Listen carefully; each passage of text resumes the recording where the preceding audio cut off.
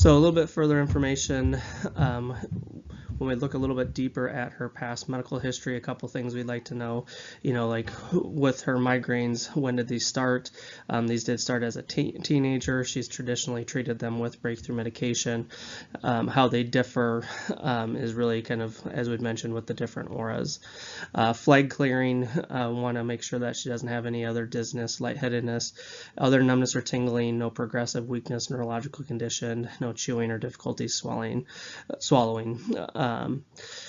Her primary aggravating factors is something else we'd like to know a little bit more about. Her biggest aggravating factor is anytime she sits greater than 3 hours, days that her kids are home and she's taking care of them, where it's more intermittent up and down. She has less symptoms, but still can get them later in the day.